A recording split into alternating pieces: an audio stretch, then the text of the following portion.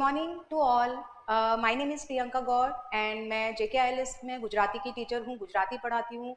GJS के लिए जो भी बच्चे गुजरात जुडिशरी सर्विसेज के लिए जो तैयारी कर रहे हैं उनके लिए गुजराती मोस्ट इम्पॉर्टेंट पार्ट है। अगर आपका गुजरात का पेपर निकल जाता है, लॉ आपका एवरेज आता है, तब भी आता है कंपैरेटिवली, तो वी कैन सी कि अगर हमारा और जुडिशरीज हम तैयारी कर रहे हैं, जैसे हम RJS की कर रहे हैं, DJS की कर रहे हैं, HJS, जो भी आपकी जुडिशरीज आप टारगेट कर रहे हैं, अगर आप उनको करते हैं तो उनके साथ ही हम किसको GJS को भी टारगेट कर सकते हैं। बट उसके लिए हमारी मेन चीज़ क्या आनी चाहिए, हमें गुजराती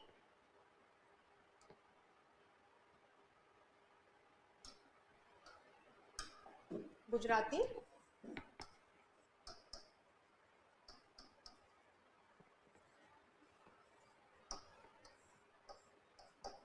जितना इम्पोर्टेंट पार्ट आपका लॉ का है GJS में, उतना ही इम्पोर्टेंट पार्ट आपका लैंग्वेज भी है ना। तो हमें फोकस करना है। फर्स्ट ऑफ ऑल आपका प्री में ही क्या कर दिया है, लैंग्वेज का पेपर कर दिया है, राइट। लैंग्वेज का पेपर अगर आपका प्री में ही हो जाता है तो हमारे पास मेंस में बर्डन कम रहेगा, राइट। इसके लिए हमने नया बैच फॉर्म करने की सोची है।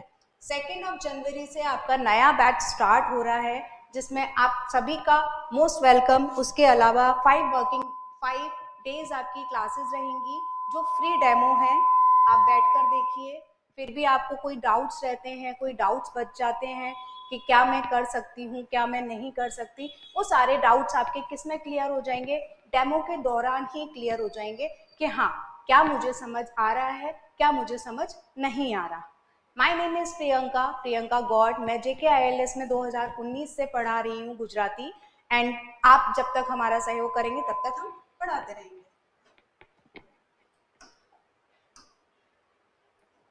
ये क्या है, सिलेबस है, आप सभी ने देखा होगा, डेफिनेटली नहीं देखा है तो एक बार आप देख सकते हैं कि किन किन चीज़ों को इंक्रीज किया है।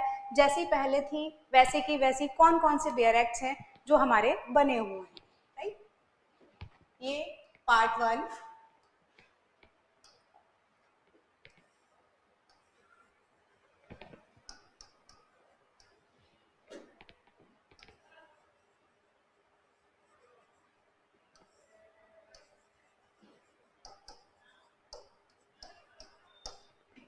लॉ का जो पार्ट है उसमें हमें कितना 50 नंबर लाने की जरूरत है। प्री में जो आपका ऑब्जेक्टिव पेपर रहेगा लॉ का, उसमें हमें जस्ट 50 नंबर लाने की जरूरत है आउट ऑफ 100। ये हमारा क्रिमिनल का पेपर है।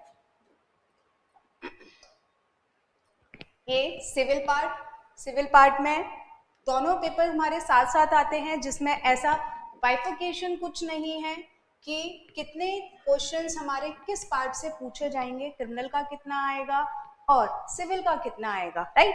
लेकिन हमारे पास बाइफिकेशन कुछ नहीं है, पर हमारे पास डाटा है अकॉर्डिंग टू लास्ट पेपर्स कि कितने क्वेश्चंस हमारे लॉ के पूछे जाते हैं, कितने क्वेश्चंस आपके इस पोर्शन से पूछे जाते हैं। इस पोर्शन से आपके 30 to 35 और लॉ का आपका 60 to 65। अगर लॉ आपका एवरेज है, लॉ आपने बहुत अच्छे से पढ़ा हुआ है, तो लॉ के पेपर्स में आपको दिक्कत नहीं आएगी। इस पार्ट से सबसे ज्यादा पूछे जाने वाला एरिया कौन सा है, कंप्यूटर, जिसमें आपके अराउंड 7 to 10 क्वेश्चंस आते हैं और बहुत बेसिक सा कंप्यूटर आपसे पूछा जाता है, ठीक है।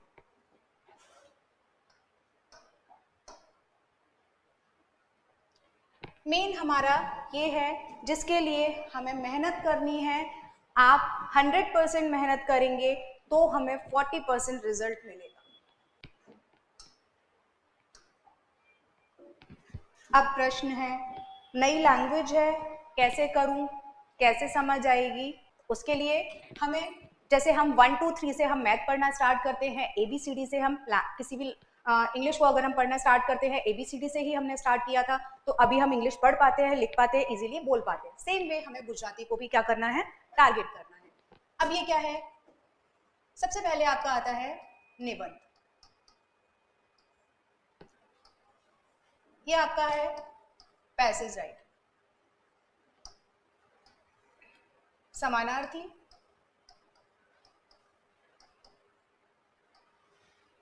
विलोम शब्द, ये मैं आपको हिंदी में लिख रही हूँ ताकि आप इनको इजीली पढ़ पाएं।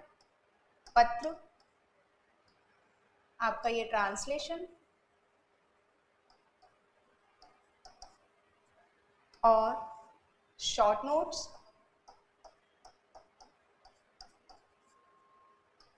गुजराती व्याकरण। व्याकरण बड़ा पार्ट है ना, जिसमें हम किन टॉपिक्स को कवर करेंगे?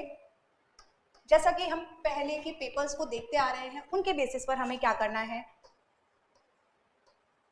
शुद्ध शब्द, संधि, शुद्ध वाक्य, आपके शब्द समूह,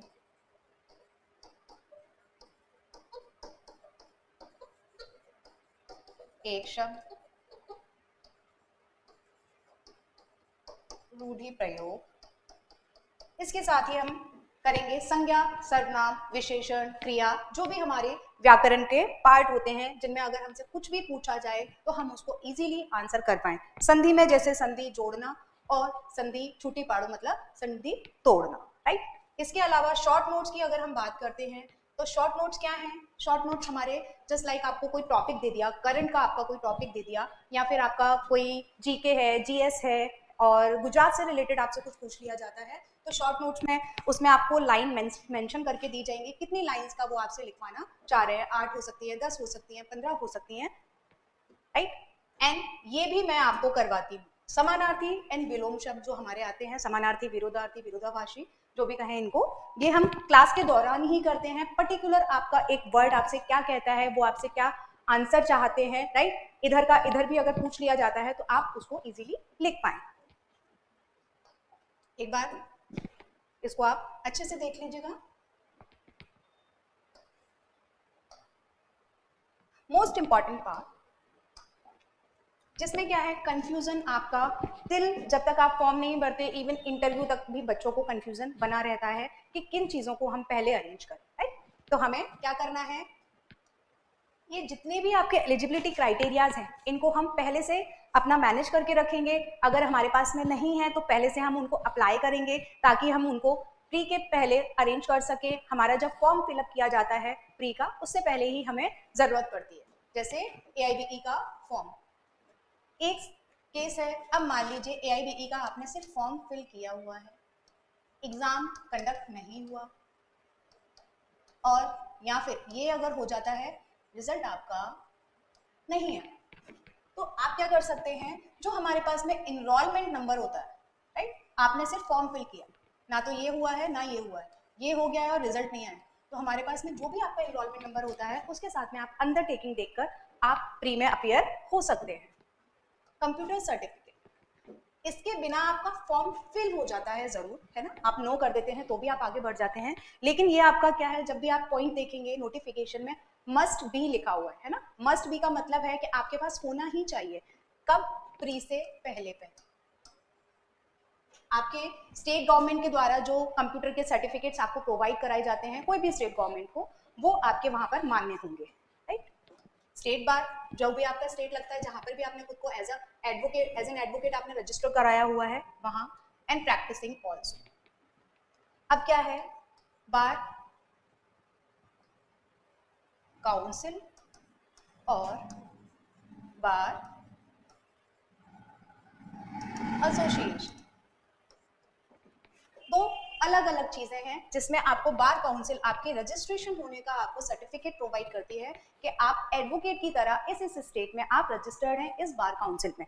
और बार एसोसिएशन क्या देती है, आपको प्रैक्टिसिंग सर्टिफिकेट देती है, जहाँ जो भी आपकी, मान लीजिए आपका डिस्ट्रिक्ट है, डिस्ट्रिक्ट में या फिर आपका तालुका है, जो भी आपका लगता है उसमें आप जाकर अपने आप को बार एसोसिएशन में एक बार रजिस्टर्ड कराए, और दोनों सर्टिफिकेट आपके जरूरी है।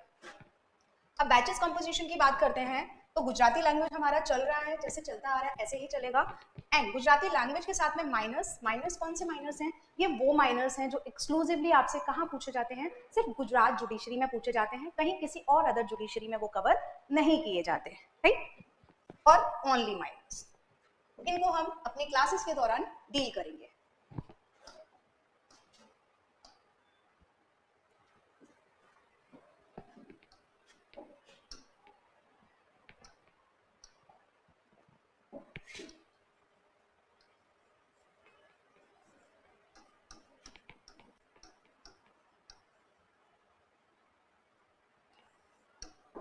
क्या है फ्री डेमोज और क्यों ज़रूरी है आपके लिए? हर जगह आपको डेमो लेनी ही चाहिए ताकि आप पता कर सकें कि पढ़ाने की कैसी टेक्निक रहेगी, क्या मैटर रहेगा, क्या मुझे चीज़ें समझ आएंगी, क्या नहीं आएंगी। मैं कभी किसी बच्चे को अपने चलती हुई क्लास में नहीं बिठाती हूँ, एडमिशन नहीं देती हूँ जिससे आप डिमोरलाइज हो जाएं कि ये बच्चा तो इतना कर पा रहा है। आप फर्स्ट डे जब आते हैं तो मैं आपको प्रिज्यूम करती हूँ कि आपको कुछ भी नहीं आता है, राइट? तो हम उसके बेसिस पर काम करें।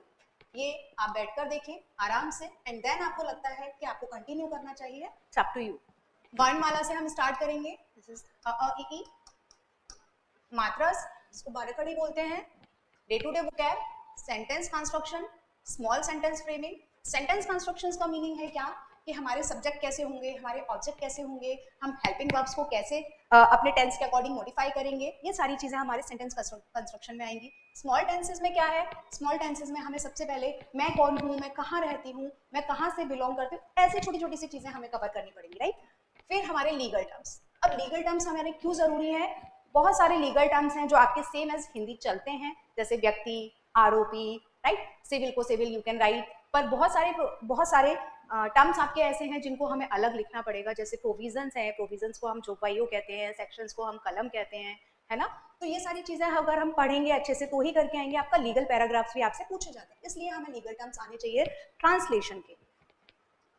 रीडिंग, आपको फर्स्ट डे से आपको रीडिंग की हैबिट डाली जाएगी कि आप अच्छे से रीड कर पाएंगे तो ही आप उसको अच्छे से लिख पाएंगे, अदरवाइज अगर आप रीड नहीं कर पाते तो आप लिख भी नहीं पाएंगे अच्छे से, है ना? और राइट, ये ही सबसे ज्यादा हमारा क्या है, मूल मंत्र है। अगर हमारी राइटिंग बहुत अच्छी होगी तो हमारा पेपर क्लियर हो जाएगा, राइट? क्योंकि क्या है, पेपर है आपका सब्जेक्ट। लॉग क्लासेस के लिए हम किन किन बेयर एक्ट्स को डील करेंगे ये मैंने आपको दिया हुआ है, जो आपके कहीं और कवर नहीं कराए जाते। जैसे लोकल एक्ट्स हैं, गुजरात के लोकल एक्ट्स हैं तो डेफिनेटली गुजरात में ही पूछे जाएंगे, लेकिन जैसे क्या है, पीसीपी एनडीटी है, गुजरात का नहीं है, लेकिन बेयर एक्ट है, माइनर है हमारा, हम इसको कवर करेंगे। ये सारे बेयर एक्ट्स हैं जिनको हमें कवर करना जरूरी है। इसमें से किन पार्ट्स पर हमें ज्यादा जोर देने की जरूरत है और किन पार्ट्स को हम छोड़ सकते हैं, ये हम क्लासेस के दौरान ही कर लेंगे, है ना?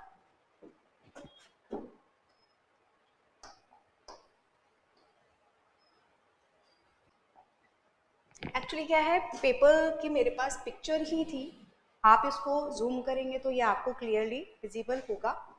इसमें आप देख सकते हैं कैसे कैसे क्वेश्चंस हमसे पूछे गए हैं।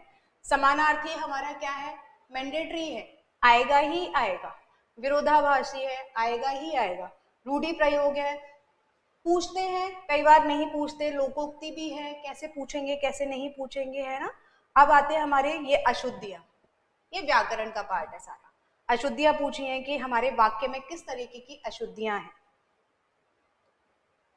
इनमें से कोई भी 4 प्रश्न को आपको ऑप्ट करना है और आंसर देना है। संधि है, विशेषण है, सर्वनाम है, ये सारे।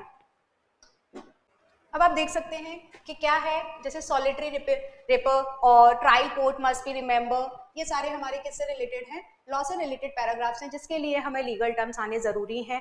और जो आपके गुजराती से अनुवाद किस में आता है, अंग्रेजी के लिए, वो आपका जनरल रहता है। निबंध है आपका 20 लाइंस का दिया हुआ है।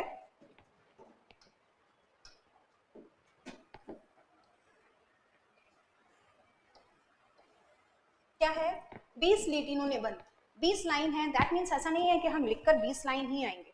ऑब्जेक्ट आपका क्या होना चाहिए कि एक निबंध जैसे लिखा जाता है वैसे ही हम लिखेंगे। उसमें सबसे पहले इंट्रोडक्शन होना चाहिए, फिर आपकी मेन बॉडी होनी चाहिए, फिर आपका कंक्लूजन होना चाहिए कि एक टॉपिक अगर हमने लिया है तो उस टॉपिक को हम कैसे शुरुआत करें, कैसे हम उसकी मेन बॉडी को एक्सप्लेन करें और कैसे हम उसका एंड करें। तो ये सारी चीजें हमें खत्म करनी है। 20 लाइन नहीं, मतलब 1 से 1.5 पेज में आपका कम से कम निबंध होना चाहिए। स्पीड की हम प्रैक्टिस हमारी क्लासेस के दौरान ही करते हैं, राइट?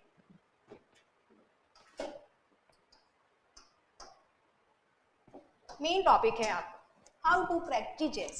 कैसे करेंगे, लॉ आपका अच्छा है 100%, आपने LLB की है, आपने क्लासेस भी ली हैं, आप कोचिंग भी ले रहे हैं, आप खुद भी पढ़ रहे हैं, तो 100% आपका क्या है, अच्छा है लॉ, ऐसा हम मानकर चलते हैं। पर जीजीएस के लिए लैंग्वेज आपका एक बैरियर है, जिसको हम थोड़ा थोड़ा प्रैक्टिस करते करते करते करते इतना हमारा इंप्रूव करना है, इवॉल्व करनी है कि हाँ, लैंग्वेज अगर हमें आती है तो कहीं से भी कैसे भी आपसे क्वेश्चन पुट किया जाए, हमको उसका आंसर आना ही चाहिए, राइट। इसके लिए 2 जनवरी से नई साल, नई शुरुआत, हम नया बैच स्टार्ट कर रहे हैं। अपने आप को रजिस्टर कराइए, रजिस्ट्रेशन आपके ओपन है आज से ही, और डेमो में आइए, डेमो जरूर लेकर देखिए। नहीं होता है, आपको नहीं कंफर्टेबल होता और ऐसा लगता है नहीं कर सकते, इट्स योर चॉइस, पर डेमो जरूर लीजिएगा ताकि आपको पता रहे कैसी कैसे चीजें पूछी जाती हैं और कैसे हम इनको पढ़ सकते हैं। आप अगर मेरे साथ नहीं पढ़ते, कहीं और भी पढ़ने की शुरुआत करते हैं, तो वो शुरुआत कैसे होनी चाहिए ये आपको जरूर पता होना चाहिए। 2 जनवरी याद रखिएगा, आपकी न्यू ईयर भी हो जाएगी, जो आपका साल है उसकी भी आपका एंड हो जाएगा, नई साल के साथ नया शुरुआत करें, जिसमें क्या है आपका, अगर हम रिजल्ट की बात करते हैं तो आप मेरा पुराना वीडियो देख सकते हैं। मेरा जितना कमिटमेंट बच्चों से रहता है उतना मैंने जरूर पूरा किया है। मेंस में हाउ टू राइट आंसर्स कैसे लिखने हैं, कैसे करने हैं, इंटरव्यू में आपको कैसे डील करना है, ये सारी चीजें आपको थ्रू आउट पूरी गाइडेंस आपको मिलेगी जब से आप मेरे साथ जुड़ते हैं, तब से लेके जब तक आपका इंटरव्यू नहीं हो जाता। रिजल्ट आप मेरी पुरानी जो वीडियो है उसमें मैंने बच्चों के नाम भी दिए गए हैं, आप उनको वेरीफाई भी कर सकते हैं। Thank you so much.